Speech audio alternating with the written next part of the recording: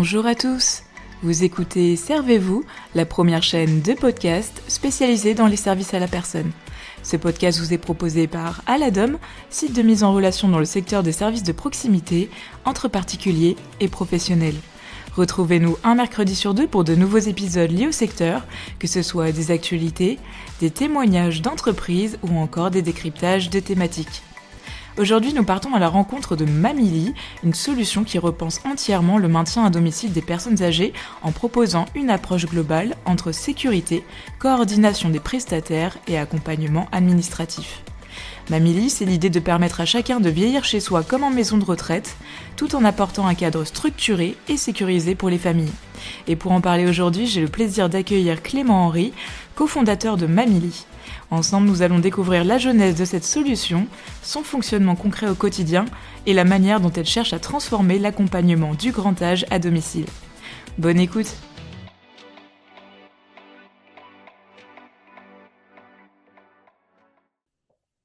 Donc bonjour Clément, merci d'être présent aujourd'hui sur la chaîne de Servez-vous. Donc pour débuter et introduire ce début d'épisode, est-ce que tu peux déjà te présenter rapidement ?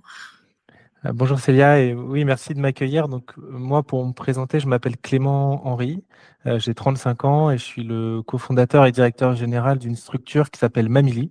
Pour vous raconter un peu d'où je viens, alors moi, j'ai fait une école d'ingénieur à la base et j'ai surtout un parcours d'entrepreneur parce qu'avant de lancer Mamily, j'avais cofondé une première entreprise dans l'immobilier où on développait à l'époque un logiciel pour les professionnels du secteur. Et cette société, donc, on l'a vendue avec mes associés au bout de 5 ans d'activité. Et après, j'ai travaillé 2 ans pour le groupe qui a racheté la structure. Et c'est pendant ces 2 ans que je me suis rendu compte qu'en fait, ce qui me plaisait, c'était d'entreprendre. Et j'ai eu très envie, du coup, de repartir dans une création d'entreprise. Et à côté de ça, dans la vie, je suis marié et je suis jeune papa d'un garçon de 11 mois qui, qui nous remplit de bonheur.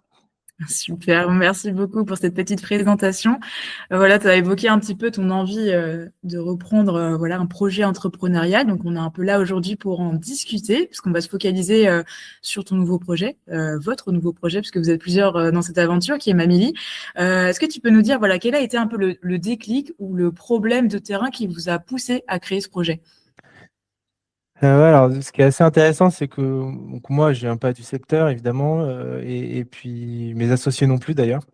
Et en fait, tout part d'une histoire personnelle qu'on a chacun vécue de notre côté.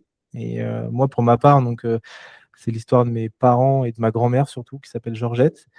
Et du coup, comme beaucoup de Français, en fait, mes parents, ils ont dû gérer le maintien à domicile de ma grand-mère qui habitait en région parisienne. Et mon papa, à l'époque, habitait aussi en région parisienne, mais à plus d'une centaine de kilomètres. Et il travaillait, et du coup, il devait à la fois gérer, trouver les professionnels, les gérer, passer régulièrement chez ma grand-mère, voilà, tout en habitant à distance et en travaillant la semaine. Donc, au début, ça allait parce qu'elle n'avait pas besoin de grand-chose, juste d'une auxiliaire de vie qui passe une fois de temps en temps. Et puis, petit à petit, il a fallu mettre en place beaucoup plus de choses. Et malgré tous les efforts qu'il y mettait, ça devenait quasiment ingérable parce qu'à la fin, il ne partait plus en vacances, il ne partait plus en week-end. Sereinement, en tout cas, toujours avec un peu la crainte que le voisin l'appelle ou que le gardien l'appelle. Voilà, et donc ils ont dû prendre avec mes oncles la décision à contre-cœur, mais de mettre ma grand-mère en EHPAD. Non pas parce que parce qu'elle avait besoin d'une assistance médicale quotidienne qui aurait nécessité le placement en établissement, mais plus parce que eux n'arrivaient pas à gérer en fait la coordination au quotidien. Voilà, et donc c'est comme ça que je me suis dit, en fait, il y a un truc à faire. Parce qu'en fait, cette réalité-là, au final, c'est pas un cas isolé. Voilà, déjà, les parents de mon associé Victoire l'ont aussi vécu à Lyon. Et puis, il y a des millions de familles en fait, qui se retrouvent exactement dans la même situation, avec un proche âgé. Ce qui est frustrant, c'est que tous les services existent, que ce soit le portage de repas, l'aide à domicile, les soins médicaux. Mais effectivement, ce qu'on a remarqué, c'est qu'il manquait une brique de coordination un peu générale qui permettait justement de soulager les aidants familiaux, donc les enfants principalement là-dessus, quoi. Super, merci beaucoup. On comprend de toute façon l'objectif vraiment de Mamily, c'était pas de créer, tu l'as dit, un service supplémentaire aussi, mais c'est de répondre à une difficulté qui répond énormément de familles qui ont une problématique avec le maintien à domicile aujourd'hui. Concrètement, d'ailleurs, pour expliquer un petit peu plus aux personnes qui vont écouter cet épisode, est-ce que tu peux expliquer en quoi votre approche elle est différente aujourd'hui d'un service d'aide à domicile classique ou d'un coordinateur qu'on peut déjà connaître en fait? Ouais, c'est une bonne question et c'est en réalité une question qu'on nous pose tout le temps. En fait, nous, on fait de la coordination de soins. Alors, en anglais, on appelle ça du care management. D'ailleurs, Mhm. c'est quelque chose qui vient beaucoup du Canada et qui est aussi pas mal implanté en Allemagne. Et en fait, c'est ça qui fait vraiment la différence par rapport à un service d'aide à domicile classique, dans le sens où chez nous, quand on accompagne une famille, en fait, chaque famille est suivie par un coordinateur de soins ou une coordinatrice de soins, si c'est une femme. Et l'idée, c'est que ce coordinateur ou cette coordinatrice, d'une part, il ou elle habite à moins de 20 minutes, une demi-heure maximum de la personne âgée qu'on va accompagner. Mhm. Et donc, il y a ce côté un peu de proximité qui fait que le coordinateur ou la coordinatrice du secteur, elle connaît les acteurs locaux, elle connaît les spécificités aussi de chaque territoire, et elle sait avec qui il faut travailler et surtout avec qui il ne faut pas travailler. Et ce coordinateur ou cette coordinatrice, surtout, elle accompagne entre 15 et 20 familles maximum. Et donc, il y a un vrai accompagnement aussi de proximité qui est fait. Notamment, voilà, en fait, nos clients ne sont pas un numéro sur un tableau Excel. En fait, on connaît la spécificité de chaque famille, les relations aussi qu'il peut y avoir, qui peuvent être complexes parfois. Et le coordinateur va vraiment faire du sur-mesure tout en étant sur le terrain. Et c'est ça qui fait la différence, d'une part avec les services d'aide à domicile, puisqu'on va gérer beaucoup plus de choses, en fait, l'aide à domicile, bien sûr, mais surtout le kiné, les soins infirmiers, les rendez-vous médicaux. Si, par exemple, il y a un dégât des eaux, en fait, c'est le coordinateur Mamili qui va s'occuper d'appeler l'assurance habitation, de faire passer Mhm. l'expert. Enfin, il y a cet accompagnement global. Et puis après, par rapport à d'autres services de coordination, notamment les services publics qui ont le mérite d'exister, mais c'est vrai que les coordinateurs des CCS, souvent, ils gèrent entre 300 et 400 dossiers par an. Donc, ça ne leur permet pas forcément d'aller sur place régulièrement, une fois toutes les semaines ou tous les 15 jours, comme nous, on peut faire. Donc, voilà un peu la grosse différence par rapport à la fois à des structures d'aide à domicile et puis aussi à des coordinateurs euh, qui existent déjà, mais qui n'ont pas, on va dire, cette possibilité d'aller aussi loin dans l'accompagnement que ce qu'on va faire. Mhm. Ok, super. Mais je pense aussi, forcément, comme le coordinateur de soins, il a énormément de choses à gérer. Je pense qu'il y a aussi des défis un petit peu au quotidien. Et justement, je voulais savoir, est-ce que tu peux nous dire quelle est la partie la plus complexe à gérer, mais que ce soit entre la sécurité du domicile, la coordination d'ailleurs entre les différents prestataires, mais aussi toute la partie administrative. Ouais, les trois sont complexes. Donc, c'est vrai que c'est intéressant que tu le mentionnes. Le coordinateur, c'est vraiment un chef d'orchestre qui va un peu animer tout le monde. Mm. Et les trois parties de notre accompagnement que tu as citées, donc la sécurisation de la personne âgée chez elle, la coordination des professionnels et l'aide administrative, c'est effectivement trois sujets différents.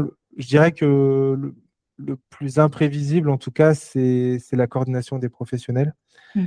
Parce que la partie administrative, c'est quelque chose qui est complexe, hein, parce qu'il y a plein d'acteurs différents, plein de dossiers. On sait qu'en France, on aime bien avoir des acronymes très compliqués. Mm. Donc voilà, mais ça reste des process, des formulaires, des délais à respecter. Bon, ça reste assez, on va dire, simple, entre guillemets, une fois qu'on a les bons interlocuteurs. Et la partie sécurisation aussi, voilà, nous, on fait appel à des ergothérapeutes qui passent au domicile pour faire un cahier de recommandations sur les adaptations à prévoir, éventuellement les équipements à acheter aussi. Donc, une fois qu'on respecte en fait ces recommandations, on minimise le risque de chute. Bon, il existe toujours, c'est d'ailleurs pour ça qu'on installe aussi souvent de la téléassistance chez les familles qu'on accompagne. Mais voilà, ça reste quelque chose d'assez, on va dire, cadré et processé. En revanche, sur la partie coordination des professionnels, c'est de l'humain avec toutes les contraintes, les imprévus, les absences qu'il peut y avoir. Voilà, une auxiliaire de vie qui tombe malade la veille au soir, un kiné qui part en vacances, voilà, un dégât des eaux, comme je le disais tout à l'heure. Il y a plein de choses qui font que c'est de la charge mentale et c'est souvent aussi pour ça que les aidants finissent par craquer à un moment. C'est qu'en fait, ils sont appelés à 14 heures un mardi midi parce qu'il y a un souci chez leurs parents.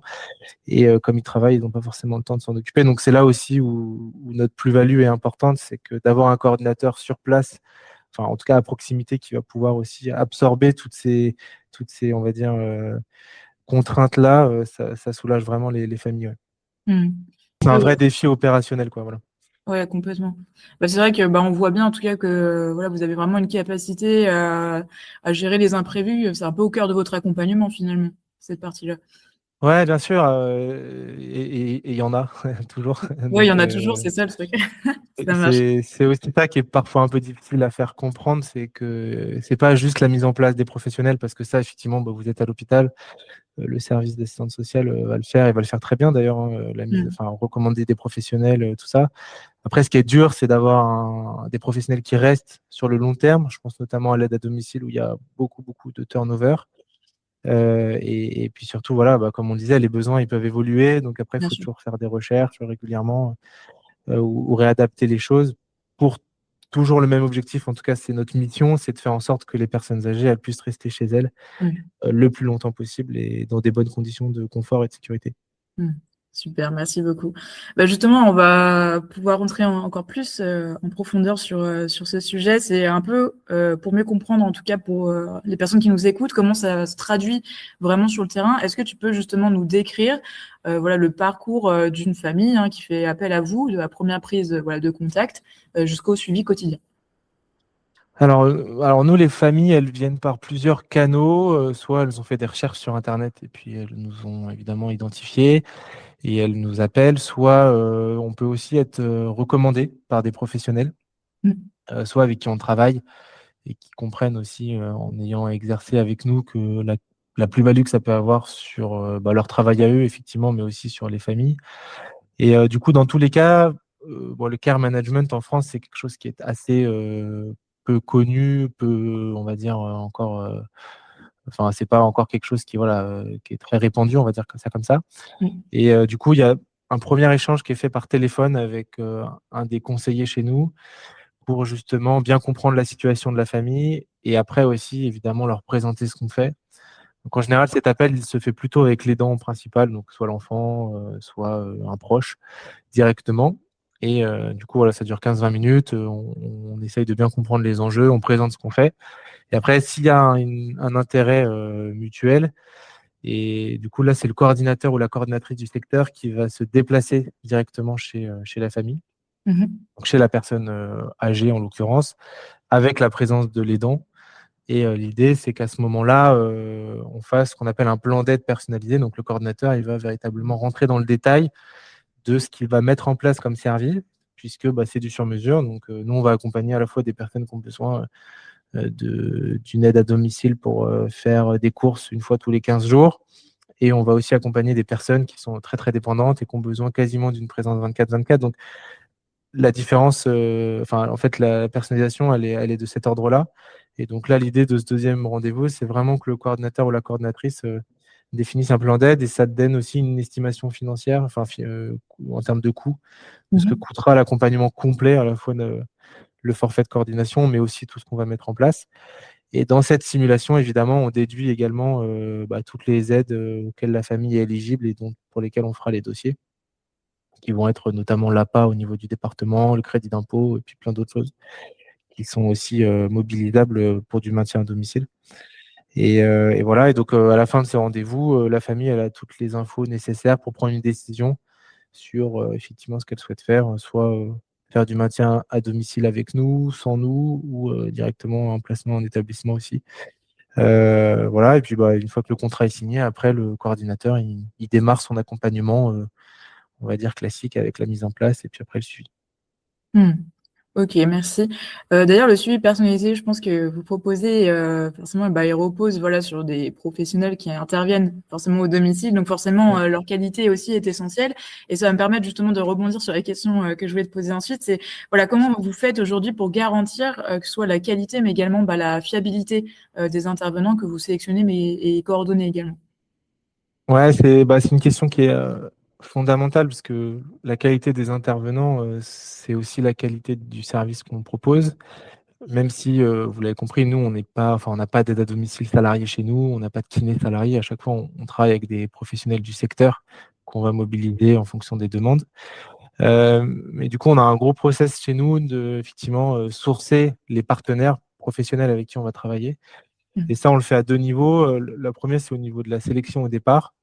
Donc chez nous, il y a quelqu'un qui est chargé justement de rencontrer les professionnels, que ce soit des aides à domicile, que ce soit des kinés, que ce soit des professionnels de santé, des partenaires de matériels médicaux, des ergothérapeutes. Enfin voilà, l'idée, c'est vraiment de bien en fait sélectionner déjà ces professionnels-là. On regarde leur expérience, on regarde leur diplôme si c'est des indépendants, les références, voilà, et on contrôle systématiquement en fait toutes ces choses-là, le casier judiciaire par exemple, si c'est une aide à domicile. Voilà, donc ça c'est déjà ce qui nous permet de sélectionner au départ.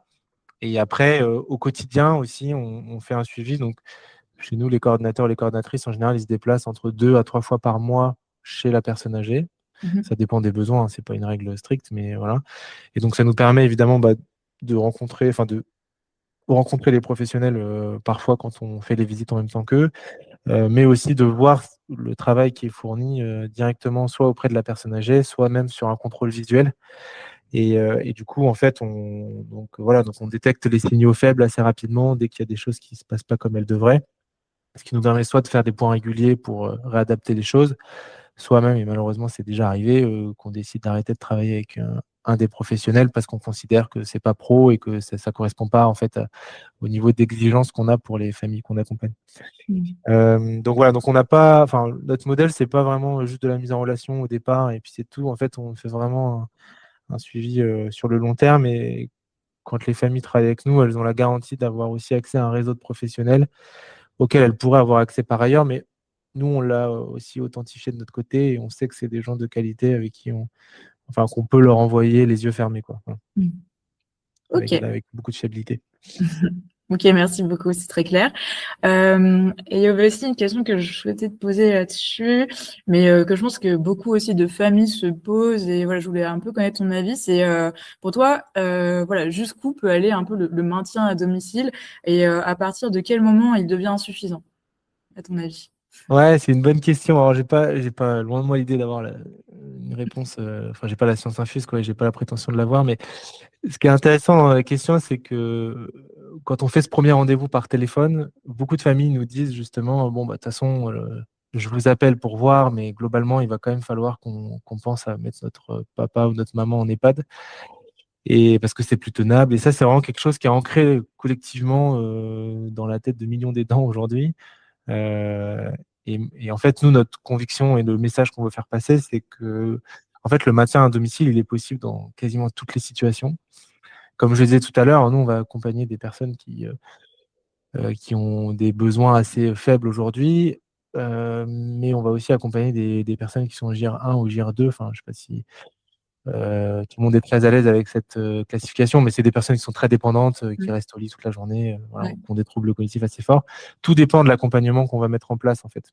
Mm. Euh, voilà, donc après, c'est plus une question de budget aussi par rapport à ça. Mais en fait, dans l'absolu, le maintien à domicile, il est possible pour tout le monde. Après, il y a une limite quand même au niveau de financière. Donc, par exemple, quelqu'un qui va avoir des troubles cognitifs très forts, ne peut pas rester chez lui ou chez elle 1 heure sans se mettre en danger. Voilà. Là, ça veut dire qu'il va falloir mettre quelqu'un à domicile H24. Et donc, effectivement, ça devient plus cher, mais dans l'absolu, c'est possible. Voilà. Mm. Après, si on regarde en général, voilà, c'est souvent ça la limite, c'est les troubles cognitifs quand ils deviennent trop importants. Parce que nous, l'accompagnement classique, c'est voilà, du kiné, des soins infirmiers, du portage de repas éventuellement. Et puis après, entre 2 et 4 passages d'aide à domicile par jour, matin, midi, une fois dans l'après-midi et puis le soir. Ça commence déjà à être un accompagnement qui est assez dense. Mhm. Et souvent, quand ça suffit plus parce que la personne, elle peut plus rester chez elle à cause de ses troubles cognitifs, c'est là où, en général, nous, on recommande quand même un passage en établissement parce que financièrement, ça va aussi être plus intéressant pour la famille. Ouais, complètement. Oui, de toute façon, le Voilà, maintien à donc domicile, ouais. nous, on n'est pas, enfin, c'est souvent ce que je dis, c'est qu'on n'est pas, en fait, on n'est pas là pour venir concurrencer les EHPAD. Enfin, en fait, chacun a son rôle. Voilà, moi, ce qui me frustre juste, c'est voilà, de voir des gens comme ma grand-mère, par exemple, qui sont allés en EHPAD un peu trop tôt parce qu'il n'y Mm. avait pas de solution de coordination. Et c'est surtout ces personnes-là qu'on veut adresser en priorité. C'est les personnes qui commencent à être dans une situation de dépendance, mais qui ont la possibilité de rester chez eux avec un peu d'aide extérieure. Et donc, c'est vraiment ça notre cœur de cible, quoi.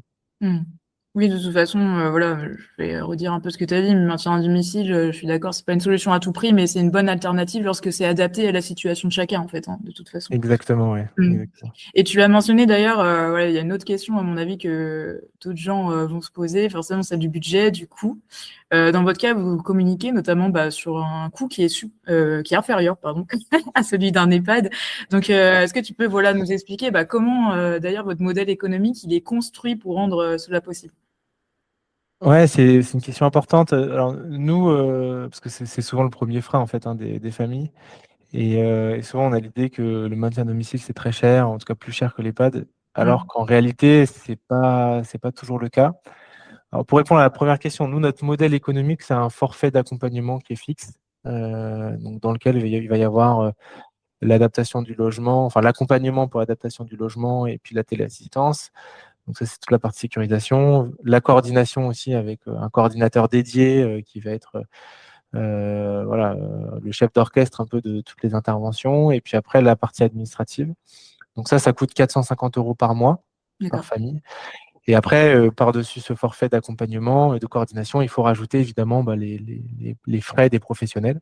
Mmh. Donc ça, nous, on prend pas de marge dessus, hein. C'est vraiment, en fait, on sollicite des professionnels du secteur en fonction de leurs tarifs et tout ça. On va évidemment valider avec la famille, mais voilà. Donc ça, c'est une partie qui est en plus. Et quand on met tout ça bout à bout, il se trouve que dans une grande majorité des cas, le maintien à domicile, il coûte entre 25 et 50 moins cher qu'un EHPAD. Pourquoi? Parce que en fait, à l'EHPAD, vous allez payer le loyer et vous allez le payer très cher parce que c'est des Mmh. logements enfin, c'est de l'immobilier qui est adapté, voilà, qui est un peu particulier. Et alors qu'en fait, quand vous restez chez vous, bah, on part du principe que, en général, en tout cas, les personnes qu'on accompagne sont propriétaires. Enfin, c'est le cas de 75 des personnes à la retraite, en tout cas. Mmh. Et du coup, vous n'allez pas payer le loyer puisque vous êtes chez vous, et donc vous allez payer uniquement les services. Donc c'est comme si vous alliez à l'EHPAD, mais que vous ne payez pas en fait le loyer, quoi. C'est exactement le même principe. Mmh. Et donc c'est ce qui fait que mis bout à bout, ça coûte moins cher, en sachant qu'en plus il y a des aides également qui sont disponibles. On le disait tout à l'heure, l'APA au niveau du département, le crédit d'impôt aussi. Donc, et puis on croise les doigts pour que ça reste comme ça, parce que sinon ça serait plus possible. Ouais. Mais voilà, et l'avantage, c'est qu'effectivement, à domicile, vous allez payer uniquement ce dont vous avez besoin et Mmh. pas tout le monde paye le même prix. Que vous avez besoin de beaucoup d'aide ou pas beaucoup d'aide, alors qu'à domicile, ben, du coup, vous allez uniquement, entre guillemets, être facturé de ce que vous consommez, quoi. Voilà. Mmh. Ouais, complètement. Super, merci beaucoup. Écoute, je pense qu'on a presque fait le tour des questions, donc je vais t'en poser quand même une dernière, hein, pour conclure un peu l'échange. J'aimerais un peu que tu te projettes pour cette question. Voilà, c'est une question que j'aime bien poser, un peu en fin d'interview à mes invités. Donc voilà, si, vous allez vous projeter, voilà, avec Mamilly dans 5 à 10 ans, quel rôle, aimeriez-vous que Mamilly, voilà, joue dans le système du grand âge en France? Ouais, c'est difficile enfin, c'est difficile de répondre. Aujourd'hui, ce que je peux dire, c'est que nous, on opère uniquement sur l'Île-de-France. On a 3 Mmh. coordinateurs et coordinatrices qui sont présents sur cette région. On accompagne une cinquantaine de familles. Voilà. Et après, évidemment, enfin, en tout cas, ce qu'on a envie de faire avec toute l'équipe, c'est de faire de Mamilly un acteur national, et même une référence, quoi, sur le maintien à domicile. Et qu'on pense à nous, effectivement, à chaque fois qu'on pense au bien vieillir à domicile ou chez soi. Voilà, donc ça veut dire qu'effectivement, il va falloir qu'on se développe et qu'on recrute des coordinateurs et des coordinatrices un peu partout en France, à la fois sur des zones urbaines comme on le fait déjà, et puis aussi sur des zones un peu plus rurales, parce que ça, c'est important. Et l'impact que j'aimerais qu'on ait aussi, effectivement, à long terme, c'est qu'on puisse essayer de maintenir au maximum les personnes chez elles, où que ce soit, quoi. Pas uniquement, Mmh. effectivement, que ce soit en ville. Voilà. Et puis après, la deuxième chose, j'en parlais tout à l'heure, mais c'est qu'on change un peu la perception collective du maintien à domicile, et qu'on arrête de penser à EHPAD à chaque fois qu'il y a un début de perte d'autonomie, puisqu'il y a des milliers d'acteurs en France qui font un super travail, voire des millions même, sur du maintien à domicile. Et c'est vrai que nous, on essaye de le valoriser au quotidien, et en tout cas, c'est ce qu'on veut faire, c'est ce qu'on essaye de faire tous les jours. Voilà. Et puis après, la troisième chose, bon, c'est aussi aujourd'hui, on est tout petit, on n'a pas encore ce poids-là, mais c'est de travailler aussi avec les pouvoirs publics, à la fois sur la prise en charge financière, voilà, mais aussi sur la façon d'anticiper en fait, la croissance, de la population, vieillissante qui arrive, justement pour que, en fait, on puisse aussi penser les solutions, du domicile comme une réponse, à la problématique qui va se poser, à nous dans les 15-20 prochaines années. Oui. Donc voilà, donc nous, l'idée, c'est qu'on soit aussi à la table des discussions pour, voilà, pour donner notre avis et puis pour montrer que ce qu'on fait, ça fonctionne et que ça coûte peut-être moins cher à la société d'ailleurs de maintenir quelqu'un à domicile que de construire un bâtiment et de les mettre dedans. Merci beaucoup Clément, je pense qu'on a fait le tour des questions. Donc encore merci une fois déjà d'avoir pris le temps de partager avec nous et justement les personnes qui écouteront l'épisode la genèse, mais aussi le fonctionnement de Mamilly et aussi nous avoir partagé ta vision du maintien à domicile des personnes âgées, c'est important. Donc voilà, donc pour toutes les personnes qui souhaitent bien sûr en savoir plus sur Mamilly, je remettrai tous les liens utiles en description de cet épisode. Merci à toi Clément. Merci Célia, merci à tous. Voilà, c'est tout pour cet épisode, j'espère sincèrement qu'il vous a plu, donc n'hésitez pas à vous rendre sur leur site internet mamilly.com ou sur leurs réseaux sociaux pour suivre tous leurs projets. Vous trouverez d'ailleurs tous les liens en description de l'épisode, et comme d'habitude, si vous avez aimé ce format, vous pouvez également suivre le compte Instagram servez-vous-podcast pour être au courant des dernières sorties. Je vous souhaite à tous et à tous une bonne journée ou soirée, et je vous dis à bientôt pour un prochain épisode.